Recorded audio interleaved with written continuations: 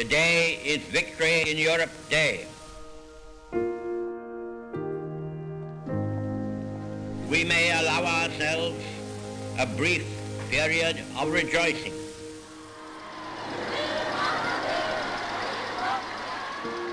And the family came out and all waved and we waved and everybody cheered. It was a great atmosphere of celebrating. Oh, it was wonderful. We thought, thank God for that, because it went on such a long time. We were very happy we beat the Nazis. Was there a party on that day? Oh yes, there were many parties in all kind of places. They had this great long table and all the kids were having their ice cream and there were cakes and things we hadn't seen for the last 4 years. You get 3 or 4 people just lift the piano out into the street, and the dancing, it was an amazing feeling of elation. Everybody was so excited, climbing up lampposts, and everybody was kissing and hugging everybody. It was just fabulous. Tuesday the 8th of May, 1945. The date a dark world burst into light. Nazi Germany had surrendered. After 6 years of suffering and hardship, the war in Europe had finally come to an end. We weren't liberators anymore, we were conquerors, and that suited me fine. But for many, the day was bittersweet. Hundreds of thousands of British and Commonwealth troops were in Europe and still fighting in Asia and the Pacific.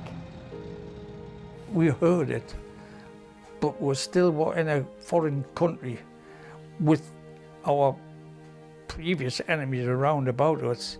And I was woken by people firing pistols, and I said, what the hell is going on? And they said, the war is over. So I said, oh, good. Now can I get back to sleep? The BBC has been gathering first-hand accounts from our surviving veterans, most now aged more than 100 years old. They're known as the Greatest Generation. I left as a boy, but I came back as a man. Different thoughts and different feelings. Well, it feels a bit daunting in a way, because this is a new world now. These are their voices, their stories preserved for future generations, their memories of how 6 years of war changed their lives forever by VE Day.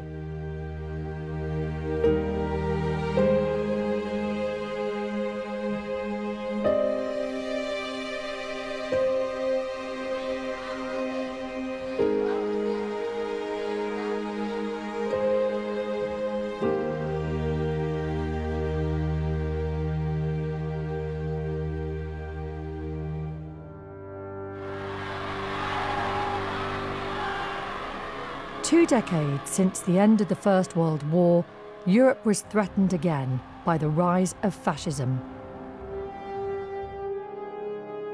Germany's invasion of Poland meant that millions of Britons were about to be drawn into the most destructive conflict in human history.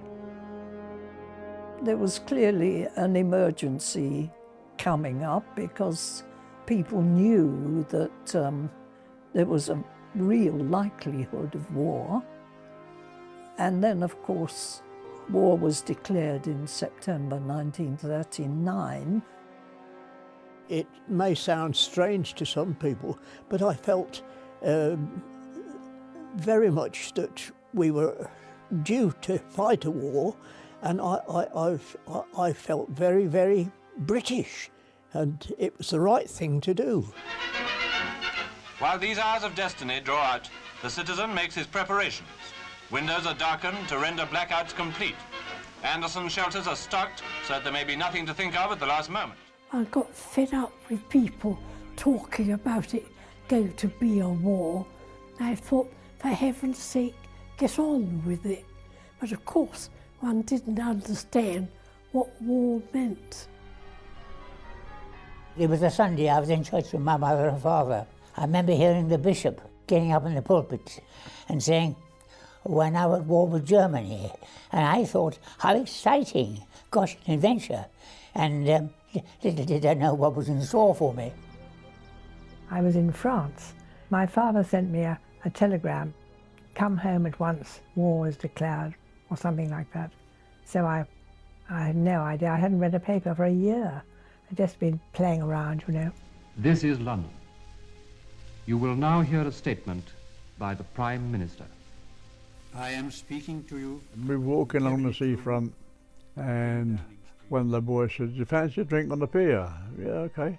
And as we entered, Neville Chamberlain, who was then Prime Minister, said, "We're now at war with Germany."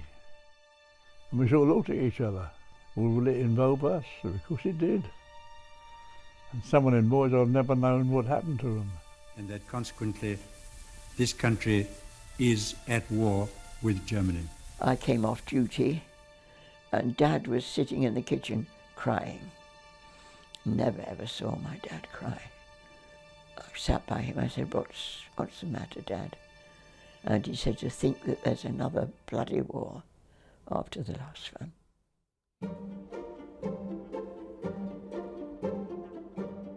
I was 13 years of age, and all the schools immediately closed down because the children were evacuated.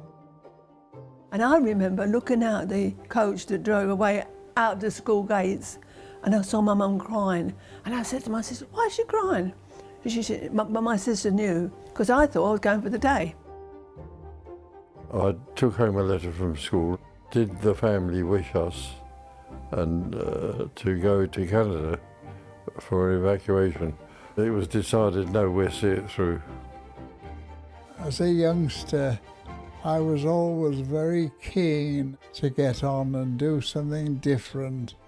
I was working one day in Darlington and I thought, oh, to pot with this. And I walked across the road to an RAF recruiting office. And I was terrified that I might be sent down the mains. I did not want to go down the mains. And so I went up to Newcastle with a friend and went into the recruiting office. We thought, oh, well, we give the Germans a damn good hiding like they got last time. That it was only a matter of time before the British Army would put them in their place. Oh, yeah. All I could see was fields and trees. And I said to my sister, where are all the people? Where do they all live? What are those big brown things there? Them big brown dogs. She said, they're not dogs, they're cows. That's where you get your milk from. Those who agreed to be evacuated duly assembled to go to Canada. The ship, the City of Benares, was sunk 600 miles out in the Atlantic, and there were no Wembley School survivors.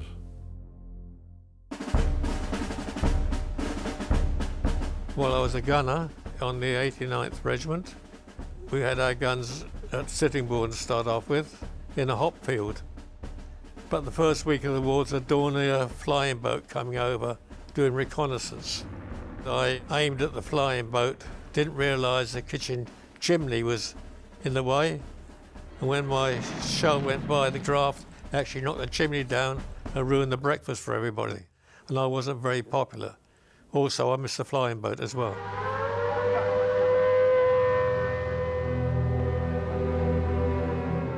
The days of taking pot shots at reconnaissance aircraft were soon over.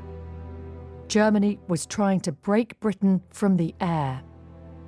When the warning went, which is ooh, ooh, ooh, outside of our big block of flats that I lived in, they'd built a shelter for 100 people. You heard this droning noise, and you looked up in the sky, and there were masses of these big bombers, and they knew exactly where they were going. The moment the siren sounded, you got the shakes, you know, you really felt that life could have ended.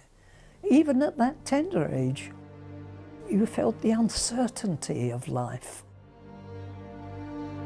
The raiders came in with flares and incendiaries and not all the untiring efforts of firemen and fire watchers could prevent the flames. We stood out on the docks because we were about 3 miles outside of Bristol, and all you could see was this enormous red glow in the sky.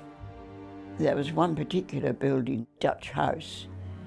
It was all wood, and of course it went up in flames. The damage they did was incredible.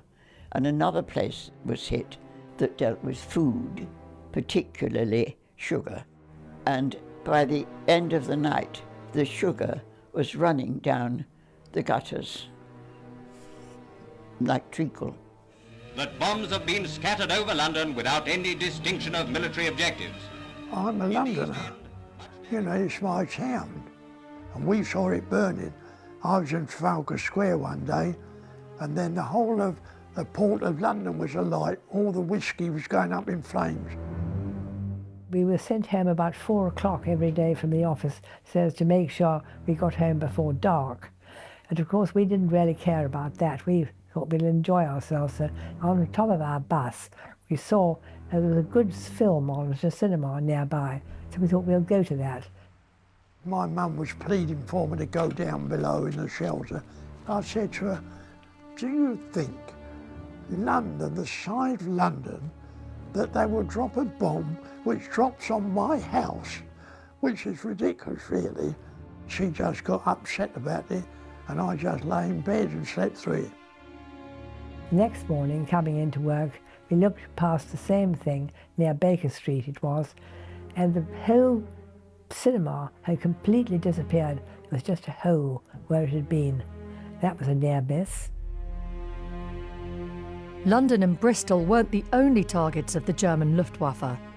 Bombing raids across the UK, from Clydebank to Belfast and Coventry to Swansea, caused tens of thousands of deaths and destroyed more than 2 million homes. Jacqueline Died was in the Women's Royal Naval Service, the Wrens, in Plymouth.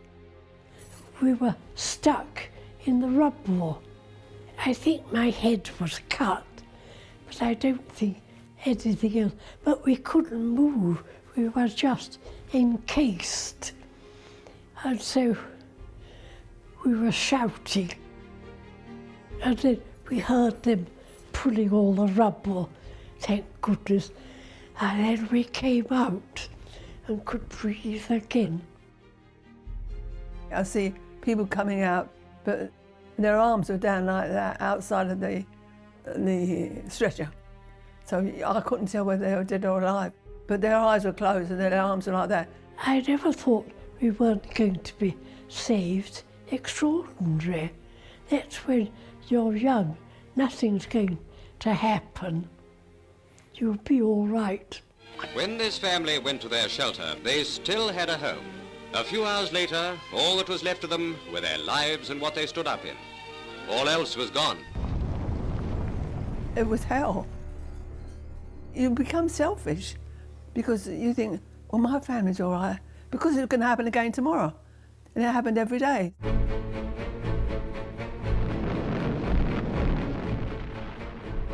Across Europe, in Africa and the East, ordinary people fighting for Britain found themselves in extraordinary situations.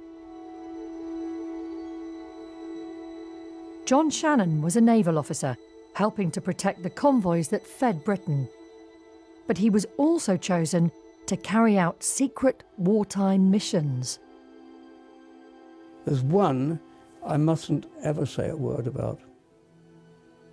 To this day. I know what I did. That's no problem.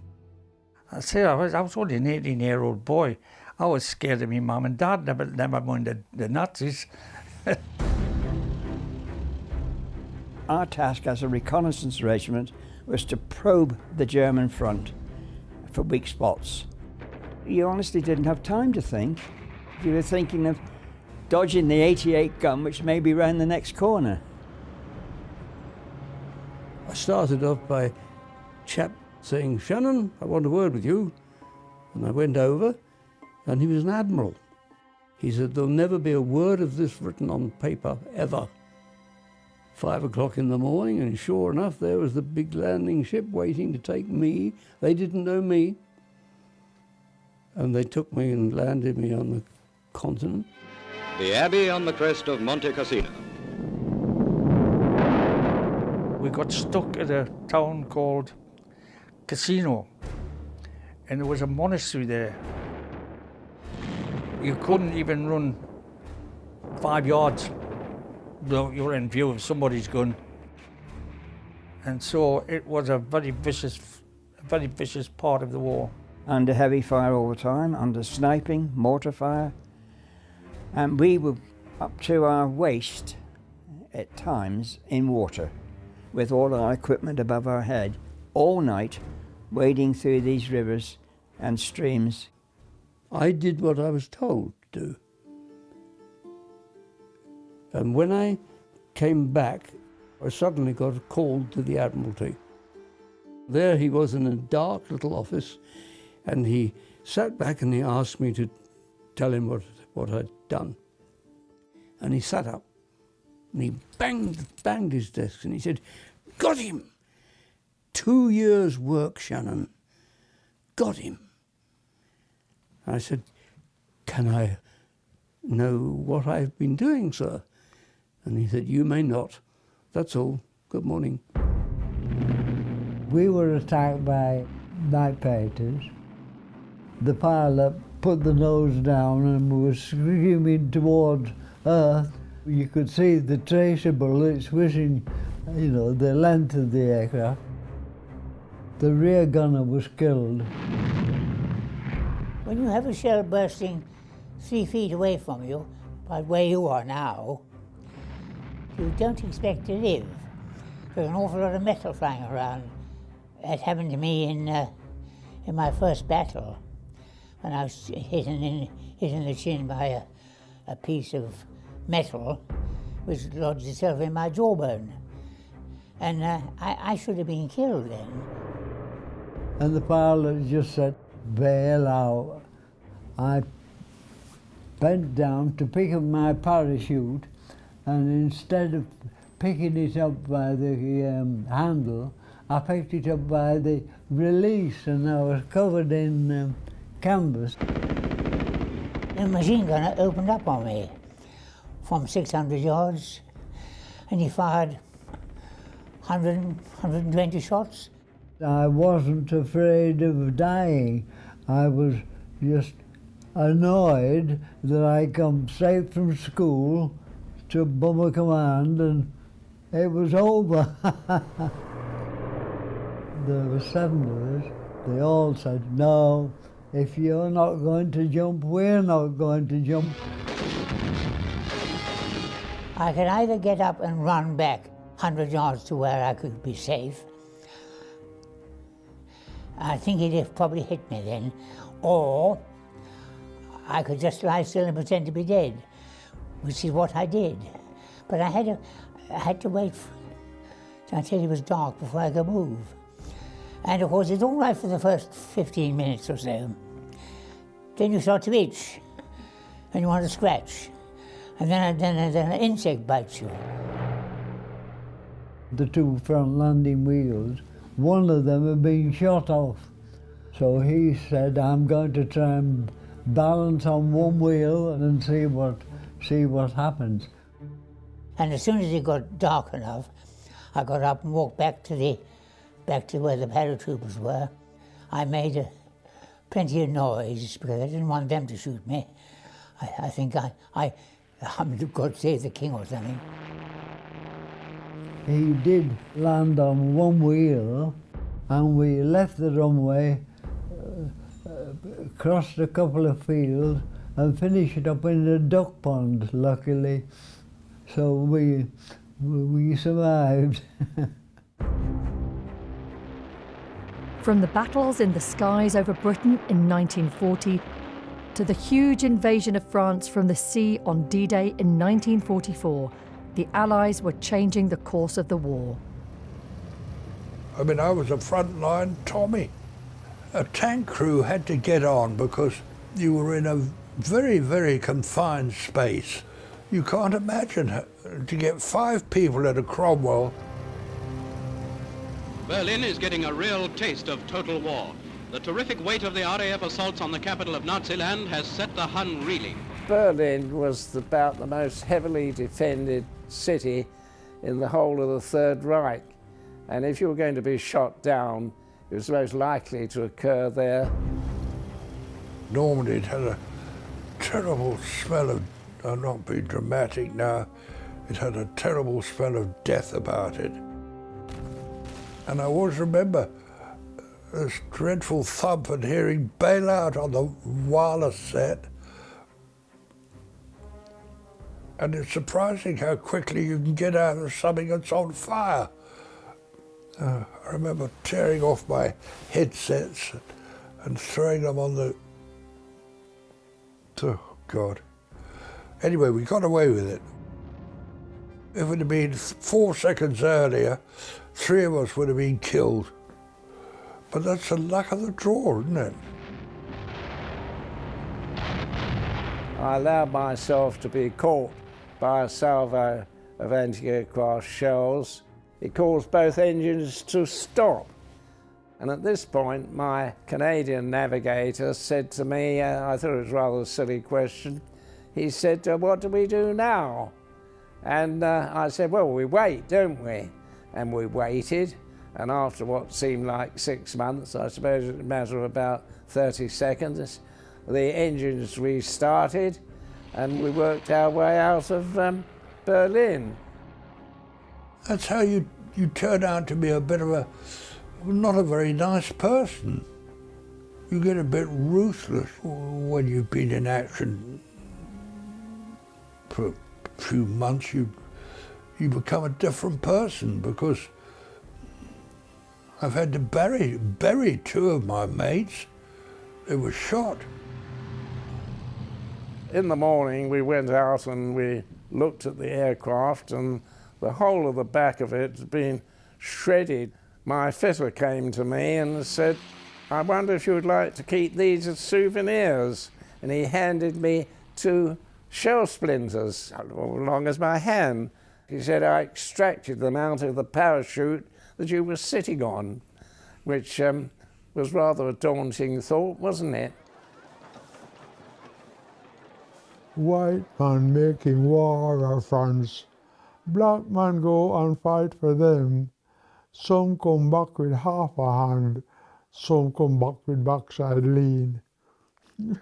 That was the First World War, and ex-soldiers come back and they have a few rums. They sing that. Ralph Ottey, born in 1924, is recalling a song from his Jamaican village childhood. When he was 19, he would head to Britain too, along with thousands of young men and women from the Caribbean, British citizens, exhorted to help with the war effort. And we had a newspaper called the Daily Gleaner, and there was an advertisement saying, "Britain needs you."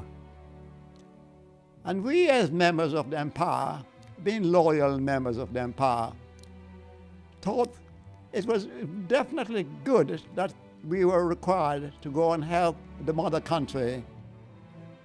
You want to travel abroad, you want to see how the other half live.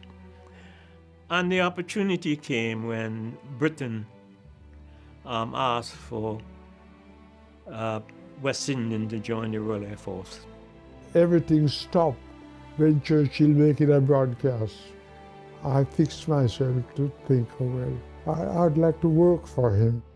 Like an ever-swelling flood, the young men of the Empire rallied to the mother country to join in the war against the Nazi tyranny. And the call was answered by these loyal men from Canada, Australia, South Africa, and the West Indies. In a time of desperation, when the Germans were on the doorsteps of Britain, it was essential that they look after their own country. If not, probably today, I would speak in German. So you felt you wanted to play your part? Oh yes, I mean, immediately thought, I would like to be an airman. And what I'd like to do more than anything else is to shoot the German airplanes down. and I became the 39th man to join the Royal Air Force in Jamaica. That's amazing, isn't it? Around 16,000 West Indians volunteered for service in the Second World War.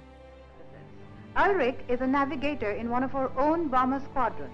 If I could navigate you on a magic carpet, we'd find West Indians at their stations all over the country. Still teenagers, Neil and Ralph from Jamaica and Jake from Trinidad crossed the Atlantic for England. The sun was shining and we decided to go to Scarborough. We hired a boat, a couple of bob. I took one dive in that sea and I thought, never again in my life would I get back. I can assure you it was cold. Within a short time, you're trained how to kill. To smash his jaw with the butt of your rifle, stick your foot in his neck and push up, bayonet in his heart.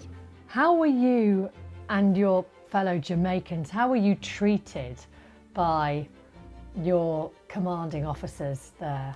We were treated as members of the British Armed Forces, and that was it. As with things like colour prejudice, no way. The officers, they just won't tolerate it. It didn't happen because they didn't think that way. On the station, it was fantastic. Because you're more or less brothers sort of thing, you know. But when you go out, well, you are on your own. I did not know my background.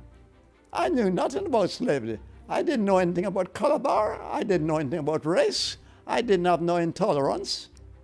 I didn't know there were people like that in the world. And that was rather surprising. Most of the public in those days, you black stand back sort of thing. And it wasn't pleasant at all to know you come to serve, you're doing your best for the country. The people that you're doing the best for, you know, you're treated as no entity. Many of the volunteers didn't come back. People from the Empire and the Commonwealth died. Many of my colleagues who volunteered to be air crew died as rear gunners and as engineers during the war. Do you think that the contribution that servicemen like you from the Commonwealth countries was fully appreciated? Oh yes. You see, one thing for sure, when you join a British service, that's what I am. I am a British serviceman, and I have all the privileges, and I have to take all the knocks. If they can see you are a person who want to better themselves, they do anything, give you every help, find you a place at a college and all that. Wonderful.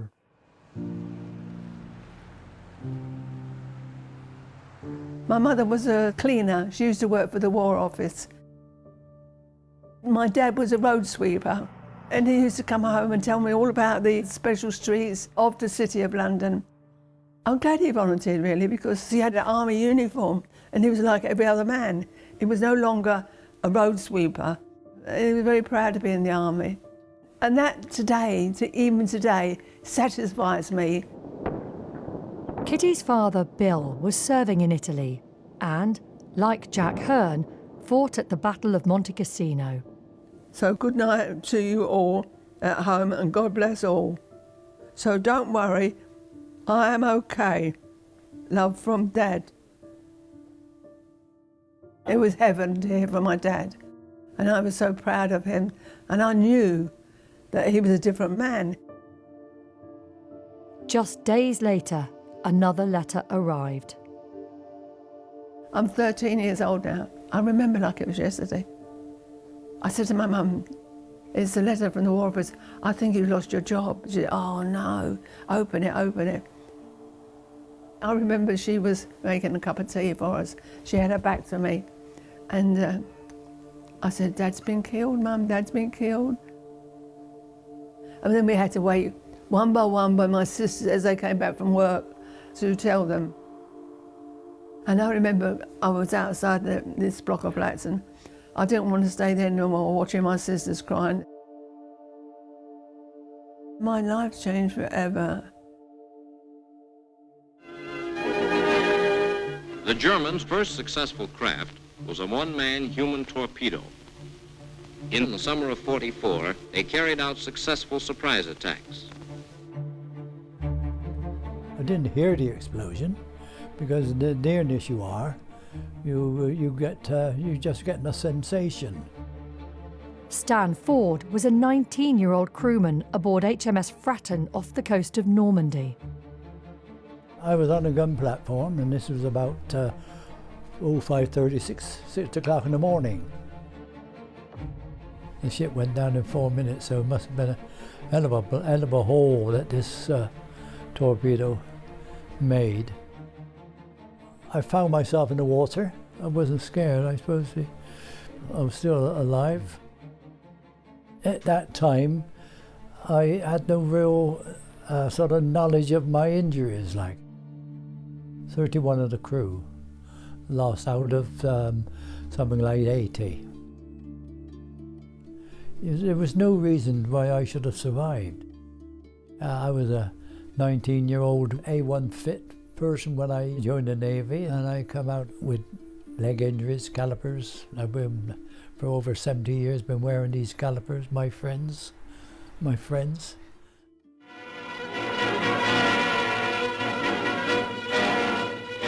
The massed wings of the British 6th Airborne Division depict the power behind this greatest airborne operation of the war. As the war in Europe began its final weeks, the Allies needed to cross the River Rhine and defeat German forces in the west. British, American and Canadian troops joined together for Operation Varsity. Hundreds of them and some 200 others packed with paratroops begin to build up in layers for the mass drop on Germany. Peter Davis was one of the glider pilots that day. We flew at just over 3,000 feet, and not until you get to the release point did you say thank you very much for the tow, and then there's only one way, and that's down. As we approached the Rhine, we came under heavy anti-aircraft fire. We got a lot of attack and damage. We lost 10 foot of port wing and all our flying controls. Suddenly, out of the back of the glider on my left appeared a tank with its shackle chains dangling in the air, and the guy sitting on the side of it, and the tank just turned over and fell to the ground from 3,000 feet, and the glider just broke up. When we eventually hit the ground, I got thrown through the cockpit canopy. Next thing I remember is yelling through the side of this broken aircraft to one of the guys to give me my Bren gun, and then all hell broke loose. There's a lot of dying, there really was. We found some light infantry guys, and I remember their officer saying, "Sergeant so-and-so," and the answer came back, "Sergeant so-and-so's dead." "Corporal so-and-so, Corporal so-and-so's dead." An American glider landed within 30 feet of us, and not one got out alive. The Germans, with their Schmeissers, they just smashed the thing to pieces. It was real carnage on the ground, as well as in the air. Yeah, it was not funny. At least 1,000 men who set off that morning were killed. Thousands more were injured. But Operation Varsity was a success. The Allies had won important positions east of the Rhine. Berlin would fall in weeks. We knew the war couldn't go on much longer. We were beating the Germans hands down, and they were retreating back into Germany as fast as they could go. Yeah, but they'd had it. They'd lost, really. But as British troops advanced further into Germany, they were utterly unprepared for what they would encounter. There was the concentration camp of Bergen-Belsen. It had only been liberated a few days earlier, I think 5 days earlier. At least 38,000 Jewish and other prisoners died in the concentration camp from 1943 to its liberation in April 1945. 14,000 more children, women and men died in the weeks that followed from the effects of abuse, malnutrition and disease. When we got past Belsen, we were stopped. We were told to go back and drive through and out again, and to see the dead and the dying and the state of the people in Belsen. And as were the German civilians in that area. They were taken by coach and made to see the state of what was there. Seeing the people in their uniforms, the striped clothing, and their physical condition. Those who could walk, they were thin as anything. Their faces were thin. Their arms were just bone. Because that was the horror of seeing them. Today is the 24th of April, 1945. My name is Gunnar Illingworth and I live at Cheshire. We actually know now what has been going on in these camps.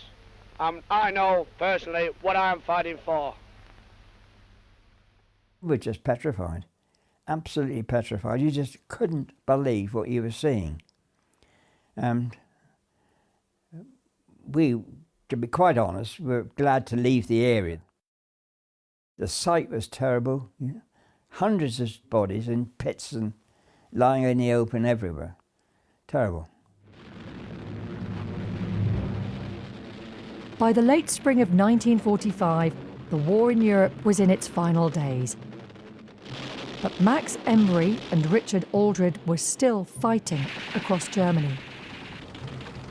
A squadron of tanks is a pretty formidable thing because you're in a group of 18 vehicles in a square mile, and you put up a tremendous firepower, you know.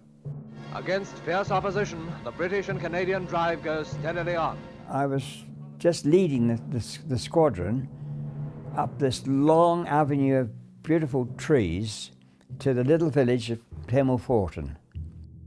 Little chapel just ahead of us had a tower, and in that tower was Hitler Youth with rifles, and they started sniping us. And that's when I lost my last man. Just occasionally you found some idiots, you know, ex-SS blokes, and just fought them. You would do, you know, just machine gun them. Well, I don't care. If I was doing it, I was doing it.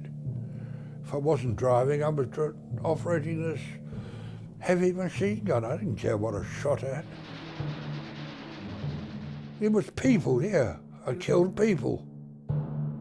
I was furious, so I ordered the 2 75mm guns to open fire on the tower of the church chapel. With that, over the air came Sugar-Nanterre 6 location, stop firing, stop advancing, the war's over. Just like that.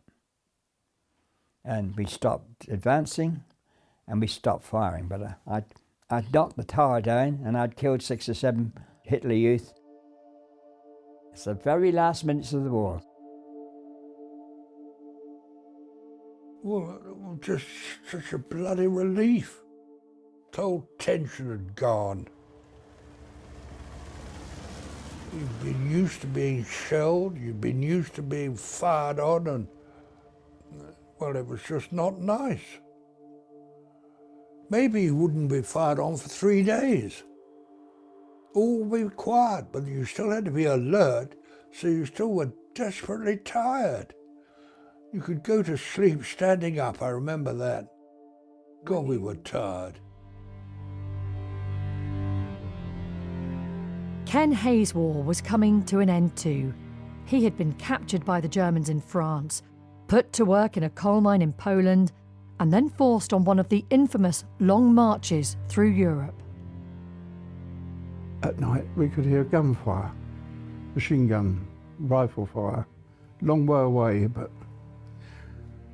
and we started to get excited that, you know, this could be the Brits or the Americans or somebody, but it was to the west, so it's not Russians, and it's not Jerry. Turned out to be Americans. And then 4 o'clock in the afternoon, somebody yelled out, "They're here," and there were 2 tanks. Everybody running down, and they were throwing out Hershey bars, cigarettes, all sorts of stuff coming through. One of the Yanks threw it through the air, over the top of everybody, for me to catch, for myself. When I looked at it, I thought, just my bloody luck. I'm starving, and it was chewing tobacco. I've never tasted anything so foul in my life. Oh.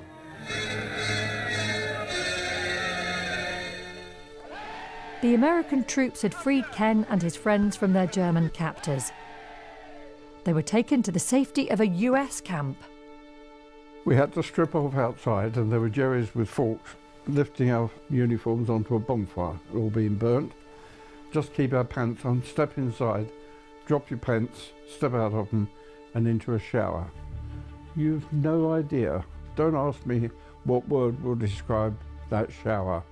We hadn't washed for months. And then when we'd finished, a Jerry put a towel around us and you dried off. Another Jerry squirted DDT under your armpits and all sorts of orifices to get rid of any bugs that there were. And then we went through to the quartermaster stores. It's an American camp, so we dressed as Yanks. Light gabardine trousers, brown boots, socks, collar and tie, jackets, doughboy's hat. And we thought, boy, when we get back, are we going to pull the birds? Look at us. We all climbed on these lorries and away we went to a lovely big airfield. And off we took. We were going home. And at some stage a bit of paper came down from the pilot or navigator, a French coast ahead. Another bit later, over the channel. And then the third piece of paper just said, England. And we were home.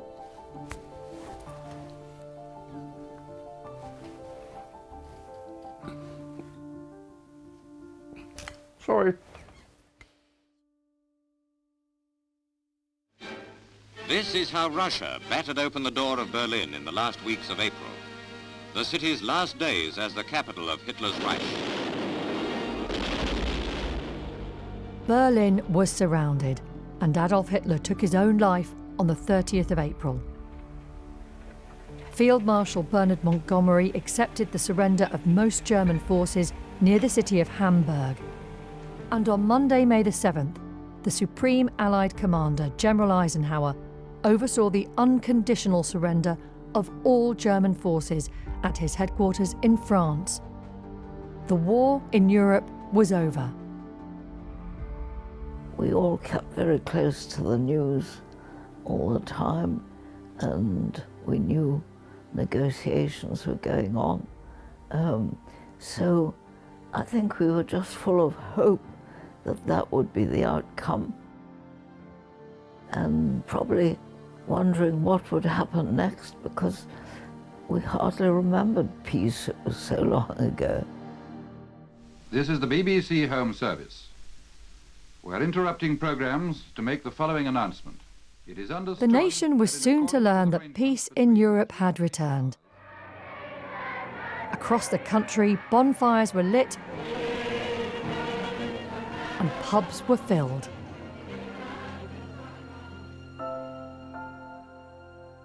I was a paper boy and I had 88 customers. I went to bed reasonably early that night and didn't participate because I forgot to deliver the good news next morning. I duly did that, and it was with great pleasure delivering the news through every letterbox. Tuesday, 8th of May, 1945. VE Day. Lovely day. Only allowed half day off. Enormous crowds. Saw royal family and Churchill at Palace. Dined Pruniers with Tom. Saw floodlighting. Lovely. Well, I don't remember who Tom was, but he must have had some money if we dined at Prunier's. Should have hung on to Tom. Victory in Europe Day was a national holiday. Nearly 6 years of war across the continent in which millions of people had died and homes, families and cities had been destroyed had come to an end. Here at Westminster Abbey, Thanksgiving services were held, one after the other, from first thing in the morning until late evening, each attended by thousands of people. Britain could rejoice.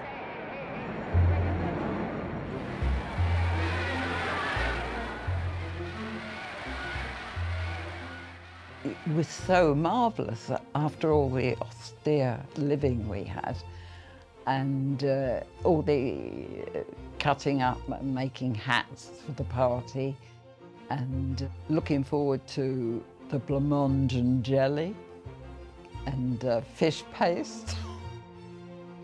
It was wonderful. We all thought, thank God for that. And our fire station was right on the seafront in Weston-super-Mare, and we all got very merry. My father said, it's all right having fish paste, but, you know, it'd be nice to have some meat, which would be a luxury in the garden. We kept chickens. I did have a favourite chicken, which I told them I don't want anything to happen to it. But my father killed 2 chickens. We had the opportunity to go up to London if we wanted to, which I did, and met up with my friend who was a refugee from Germany, who lived with us and made her home here. And we met up and joined the crowd.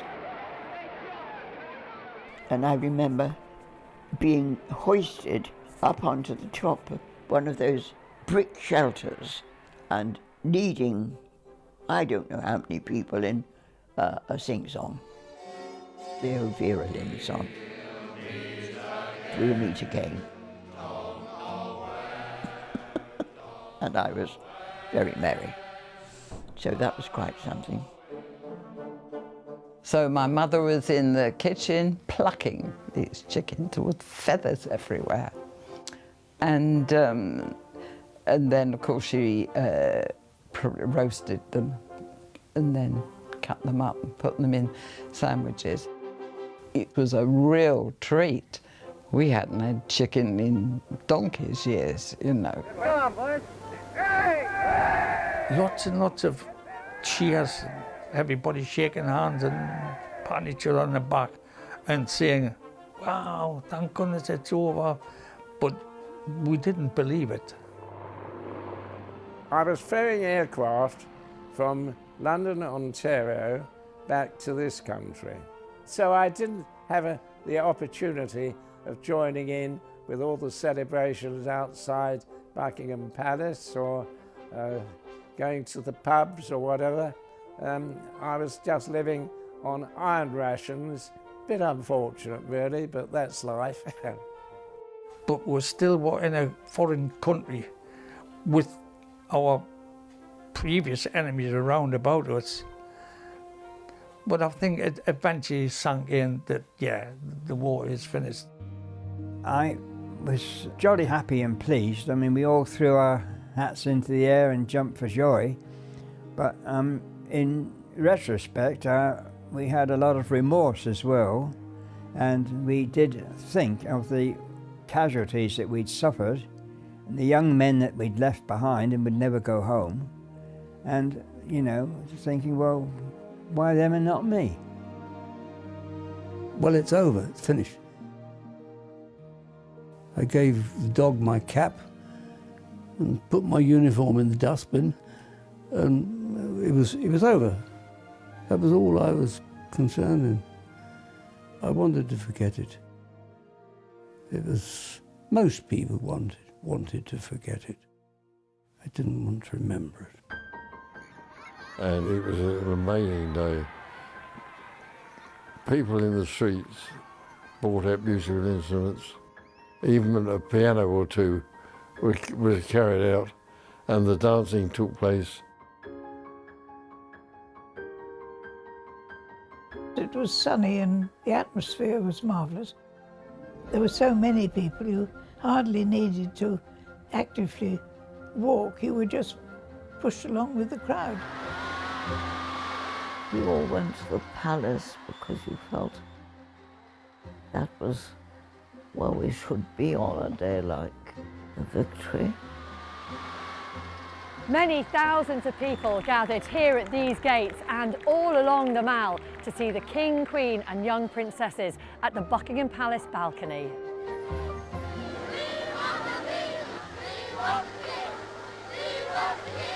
And the family came out and all waved and we waved and everybody cheered. It was a great atmosphere of celebrating, and seemed to be quite a lot of troops around in London that time, because I remember at one point being in a staff car going off somewhere. Pat Outram wasn't the only young servicewoman in London making the most of the day. My parents went out on the balcony in response to the huge crowds outside. I think we went on the balcony nearly every hour, 6 times. My mother had put her tiara on for the occasion, so we asked my parents if we could go out and see for ourselves. Princess Elizabeth, her younger sister Margaret and a group of companions left the palace and joined the crowds. I remember we were terrified of being recognised, so I pulled my uniform cap well down over my eyes. We cheered the King and Queen on the balcony and then walked miles through the streets. I remember lines of unknown people linking arms and walking down Whitehall, all of us just swept along on a tide of happiness and relief. What the future Queen didn't add to her recollections was what happened here at the Ritz. With her friends, they danced a conga through the hotel past startled guests. Eyebrows were raised, remembered one of the young women with Elizabeth and Margaret, but we paid no attention, of course. Then it was off to the palace. After crossing Green Park, we stood outside and shouted, "We want the King!" And we were successful in seeing my parents on the balcony, having cheated slightly because we sent a message into the house to say we were waiting outside.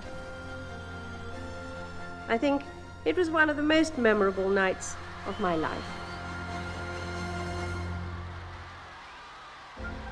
A lot of drinking and shouting and so on. To me, it was a natural reaction. I mean, obviously, there were many people there who were suffering from the loss of one of their menfolk on the continent. One accepts that. I do remember thinking, you're all enjoying yourselves, but I'm not. I'm not happy. And I remember standing in the bedroom looking out at them, and my mother said, "You can stand there as long as you like," she said, "but you're not going out there. You've got nothing to celebrate. Your dad's not coming back." We must now devote all our strength and resources to the completion of our tasks, both at home and abroad. Where were you when the war ended and how did you hear about it? I was present with the crowd that listened to Churchill's speech. Advance, Britannia. Long live the cause of freedom. God save the King. I always remember that speech because it showed the greatness of Churchill. He was telling us, yes, we've beaten them, but you treat them like human beings. Great man.